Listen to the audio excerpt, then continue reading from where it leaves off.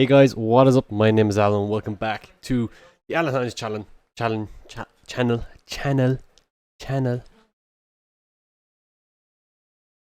in today's video, we're going to be checking out Virtual Drift Championship Round 9 at Ruapuna. We qualified really well. Didn't really get the result that we wanted in the end. We've got knocked in the top 8. But let's have a look at what the judges wanted. Let's have a look at some of my runs. And let's look at some controversy that I've been experiencing the last couple of weeks. Let's get it.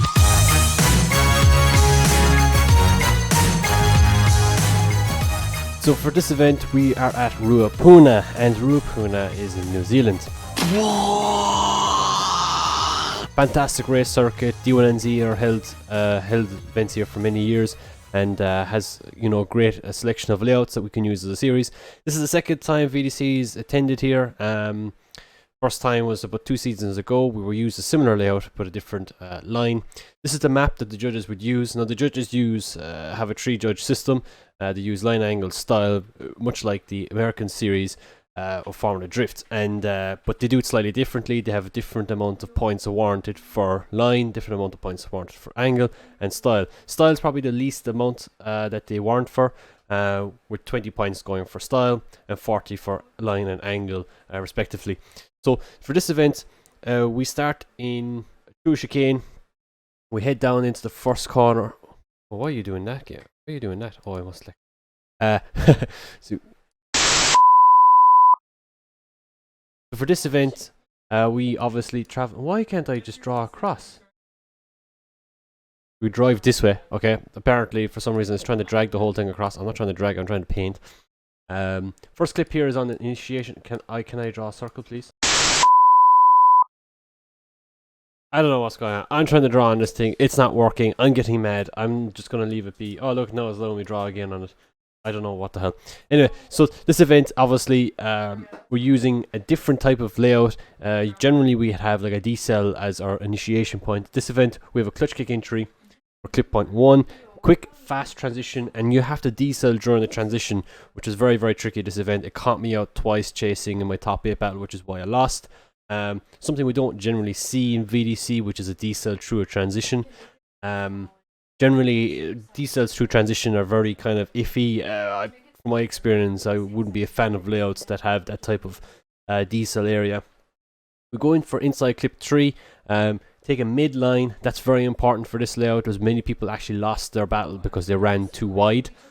Transition into clip 4, again, power all the way out to 5.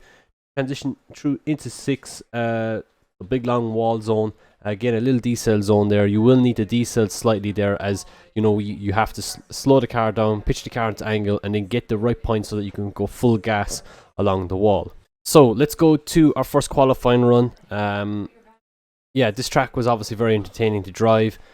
Quite tricky. You have to really get it on the ball. If you didn't get it on the ball, you're going straight into the wall. You had to be consistent. And so this first qualifying run, can I just say, right, thank you so much to the Virtual Drift Championship, guys. They make it so easy for us now to make content. I have no excuse not to make it anymore. They record all of our runs, they upload it so that we can use it. All we have to do is just shout them out. So thank you so much for the Virtual Drift Championship, guys. Make sure you check out their pages. They live stream on their Facebook page anytime the event is live. We need more viewers, man. We need more people watching this stuff. It's unbelievable. So this is our first qualifying run. You might be able to hear the commentators in the background. Because of that, I'm going to turn it down, because I don't need to hear them talk anymore, because I'm going to be talking, okay? I'm going to talk. I don't care about you, Tanner, or you, Craig, the commentators of VDC. I'm talking. Shut up, okay? Thanks. So let's watch it. Let's go straight through the chicane. I'm going to shift first, second, third. I'm going to clutch kick into the first inner clip, transition into the outer clip. Little waver there of the angle, probably not so good for my angle score. And we transition through clip 4 here, full gas all the way out to clip 5. Transition here into the final diesel zone. Little handbrake pull, little off the wall, and a little waver here. So this really affected my angle score. And yeah, across the line. Look, that run was really good. Got a 92 points on the board. Ideal for your first run. Generally, you try to go for a safe lap in the first one. I can't do safe laps. Whenever I do safe laps, I always get like 70 points. Wasting my time. Go full ham at the very start. If you crash, you crash. Go safe in the second run. Leave it at that, right? So now, we're back for a second run. Now, this run didn't do as good. It got an 83.5, I think. So, let's not get too much into detail with it, but we'll play it anyway. Can you please go? Can you start? Thank you. Yeah. So we come in a bit shallower on the angle this time, transitioning nicely, but run wide. And I think it was the lack of angle at initiation that sent me wider. Carried too much speed. But the rest of this run, in my opinion, was much better than the first run. Much smoother, nice snappy transition, closer to the wall, much more consistent angle. I need to actually check the scores. I'm not really sure did I get a better angle score for that or not. But yeah, much better run in general. So next up was our top 32 battle. We qualified second with that 92-point run. The second run we did with 83.5 wasn't as good, especially because of the angle bobble at the start. Top 32, we face John Vitor Road from Brazil. Again, a driver who's been in the series for a decent length of time, proven himself. I'm pretty sure he's got a podium before. I might be wrong, I'm not really sure, but I'm just going to claim he did to make myself look better. And yeah, knew I had to drive hard. The Brazilians this season have come out in force. They've really come out with, the force to be reckoned with, and so we had to really push hard. There's a bit of controversy here at the moment between me and the Brazilians. I've been getting a lot of stick, it seems like, for no reason whatsoever. Apparently, because I'm a real-life driver, I get biased calls over the judges. Very wild claim. Not really sure who made it, but that's what I've been told. So, yeah, that's the stuff that you have to deal with when you're online with this stuff. Anyway. That's a story for another time. Yeah, anyway. So we'll head off into this first run. Zhao is chasing in his Mark 5 Supra. Come on, would you play? In his Mark 5 Supra. Again, fast car, especially in a straight line. Managed to pull a gap here at the start. Transition really nicely into the inner clip here. He dives nicely onto the door, but unfortunately understeers. And from that point on, I just need to get my run down, get the decent lead run in. Through clip 5 here, transition into 6. Nice smooth transition, nice and deep out into the wall, but hanging the spoiler out over the wall, right? Like you should, right? So the second run, I'm chasing Zhao to lead. I know at this point that Zhao has made a mistake on initiation, so I don't need to go too hard chasing him. I still try to stay within a certain point. I still want to show an element of dominance over the other driver, despite the big mistake he made. So I definitely apply the pressure. He's nice and deep onto the wall there. What a wall run there by Zhao, but wasn't enough to pull the advantage over, and we end up getting the win into the top 16. So next up we have Dark Bardau from Canada. Dark is a good pal of mine. We drift a lot actually in single player, especially in the pro server when we're practicing. And yeah, his car is stupid fast.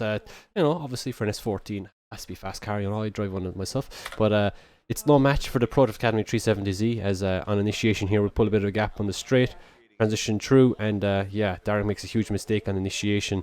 I just try to do the best lead run I possibly can for the rest of the lap, and yeah, talking to Dark afterwards, he had a little malfunction with his brake pedal.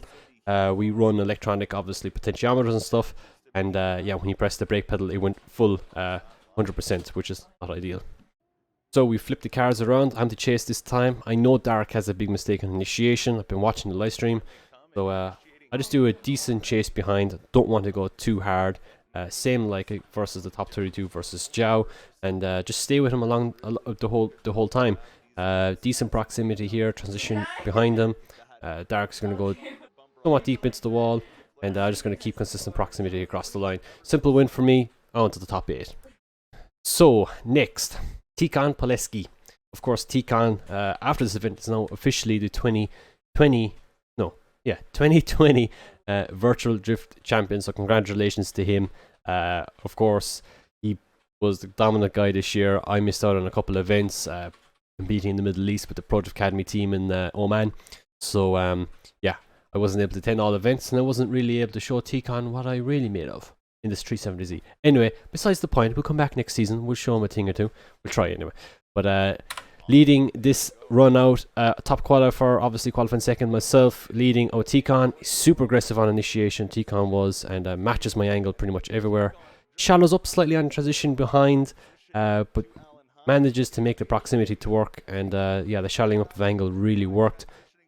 Transition out to the outer wall, putting my car into the wall. He hits me in the front, which just upsets the front of the car, but yeah, not a bad run there at all. So flip the cars around. This time I'm to chase Tikhon. I know that he's really fast, so pushing hard, and unfortunately I make contact, kind of upsetting the balance of his car slightly. managed to kind of get away with it. Fortunately, pushed really hard for the rest of this lap. Transition really close behind him going into the final outer zone. Not super deep onto the wall is Tikon, but I managed to stay with him all the way there. The judges given that a one more time. They felt my lead run was quite a bit better than Tikon's, and they felt that the mistake of me hitting him on initiation wasn't actually that bad. Looking back on it, I think if I didn't hit him, I think I had that battle won, which is kind of a pity, because you know, I always try to do the best lead run possible. The best lead run is always the easiest to chase, and Tikon is well able to do that. And you know, he's able to do a baller lead run too the next time around. So yeah, look, something to learn on, I suppose. This 370Z has been a bit of a bitch, and it's the only one in the top 5 that isn't a Nissan S chassis, would you believe? So that's kind of crazy, but we're still pushing hard, trying to beat these Nissan S bodies. They're not great, even though I own one, but don't talk to me about that. So one more time, and this time I'm to lead Tikon again, leaving the start line through the chicane. Power for second, third. Tikon slots in behind nicely.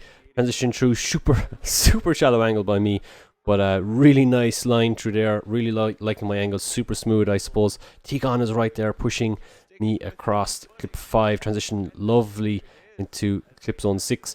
And I'm deep on the wall, as I try to always do, putting the wing over it and across the line. Again, Tikon, super strong chase run. I knew I had to push hard. I felt that the mistake on initiation by him was kind of faulted by me, considering I clipped the curb, but he did understeer quite badly. So I decided to go it seems like I'll go hard again on the next run. And yeah, it didn't exactly play off well for me. So, flipping the cards around, Tikon's lead through the chicane, I'm giving chase. I'm going to slot in nicely behind Tikon, a bit better than the first time around. Power through clip 1, hit him again at that diesel zone through clip 2. And yeah, at that point, you know, it really upsetted my run for that first sector. Transition nicely behind him here again, kind of fell off a small bit. It wasn't the best transition, should I say, and crossed the line. Not the best of my chase runs for sure. I had definitely better ones earlier during the day in practice, and yeah, it was slightly disappointing for me, of course. But look, at the end of the day, Tikon went on to win the event. He ended up winning the championship. I'm almost certain he did. I think he did. I should really check the points. Anyway, I'm pretty sure he won the championship, and yeah, it was a great event. Otherwise, I think we finished 5th overall and 2nd points in qualifying, so we're now 4th in the championship despite missing those 4 events I think that we missed.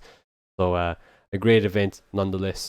So that is it, folks. Thank you so much for watching. Any questions, do leave them down below. Of course, this event, Virtual Drift Championship, great series. I highly recommend you guys should check it out. Last round is in 2 weeks' time. I'm not really sure what date it is, and they haven't even confirmed the track yet. But make sure, make sure you guys check it out. Stay tuned, and yeah, watch the action. Of course, no drifting so much this year with the coronavirus. So yeah, you guys stay safe.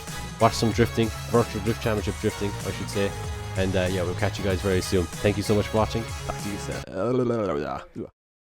Peace out. Yeah, we'll say peace out.